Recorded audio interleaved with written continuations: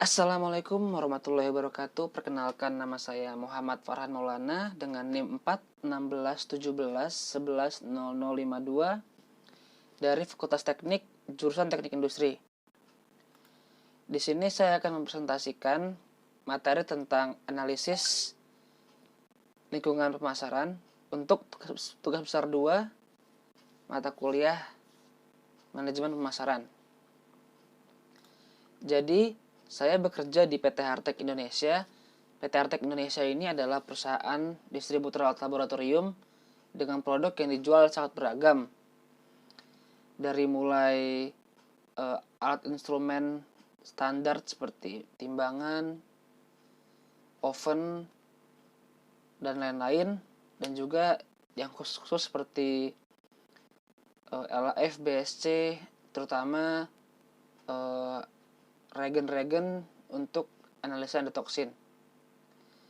Jadi segmentasi pasar dari PT Hartek Indonesia adalah lebih ke perusahaan industri yang memiliki laboratorium, baik itu swasta maupun nasional atau dari pemerintah. Tapi khusus saya adalah sales yang area jualannya adalah di area industri farmasi Jawa Timur dan laboratorium jasa. Untuk PT Hartek sendiri, positioningnya di pasar adalah sebagai distributor yang bersaing dengan kompetitor lain di bidang yang sama. Untuk presentasi kali ini yang akan difokuskan dari produk yang dijual PT Hartek adalah senyawa LAL atau Limulus amebokit lisat. Di senyawa ini adalah, atau regen ini adalah regen yang digunakan untuk mengecek kadar endotoksin dari suatu produk. Oke, langsung aja.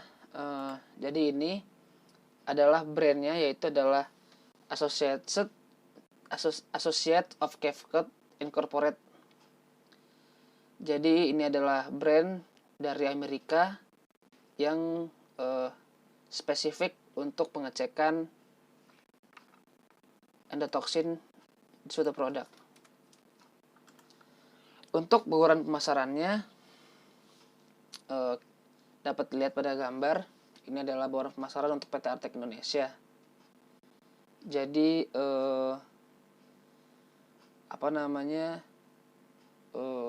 lebih ke segmennya yaitu adalah industri farmasi.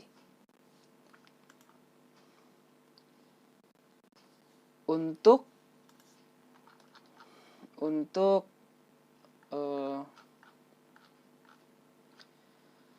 bauran pemasaran yang pertama adalah produk.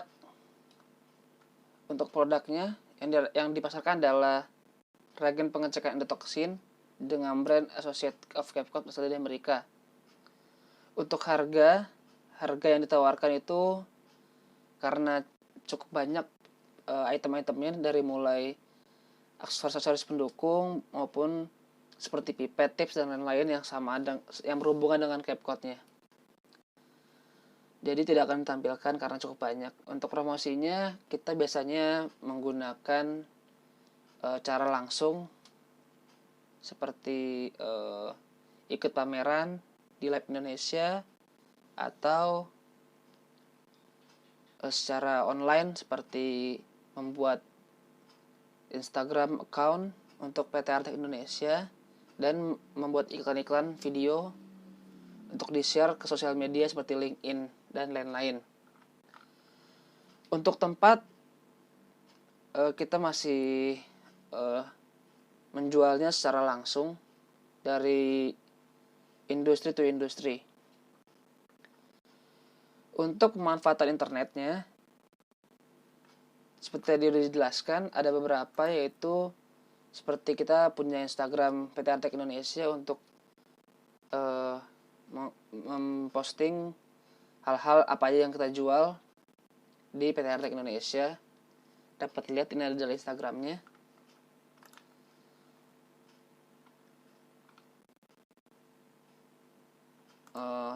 Oke, langsung untuk yang berikutnya adalah kita membahas tentang faktor eksternal dalam pemasaran. Itu ada dua faktor, yaitu adalah eksternal makro dan eksternal mikro. Untuk eksternal makro yang pertama adalah aspek demografi. Untuk aspek demografi ini sangat berpengaruh kepada kegiatan pemasaran.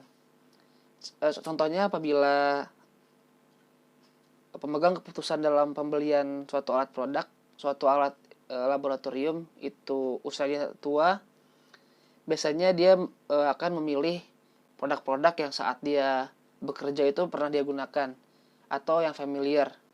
Jadi dengan aspek tersebut, jadi akan memilih produk yang memang sudah biasa dia gunakan. Untuk kebetulan untuk produk kita ini cukup lama ada di Indonesia, jadi cukup dikenal dan cukup memegang pasar di segmen regen untuk pengecekan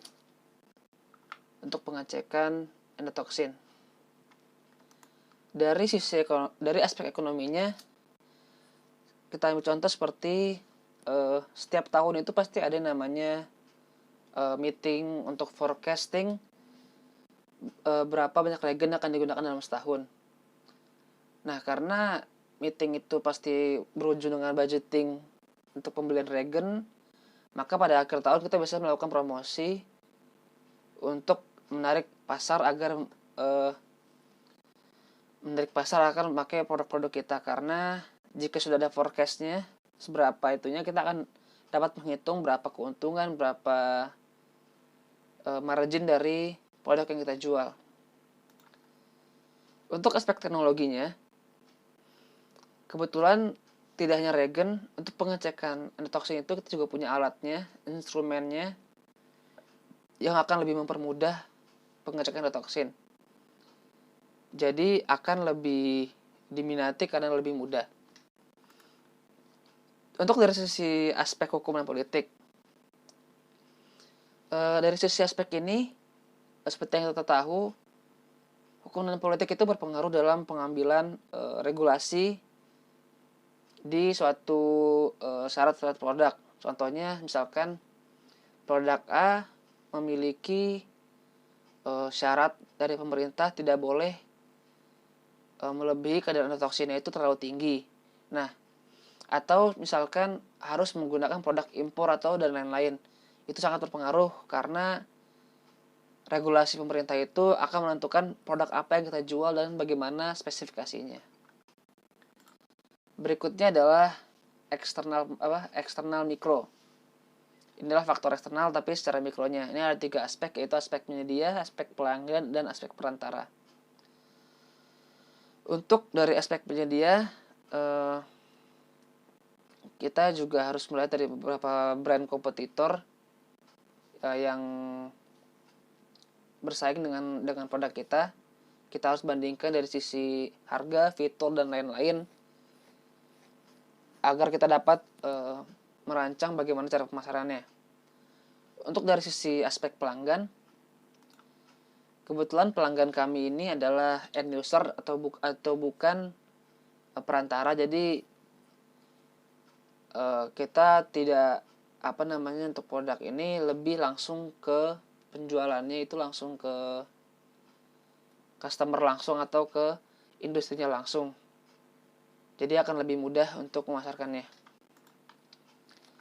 Dari sisi aspek perantaranya, karena kita tidak punya distributor lain, kita hanya distributor tunggal untuk produk Associates of Cape Cod Incorporated ini. Jadi tidak ada aspek perantara untuk penjualan dari Cape Cod ini. Berikutnya adalah orientasi pasar. Jadi untuk strategi orientasi pelanggan ini, dimana kita akan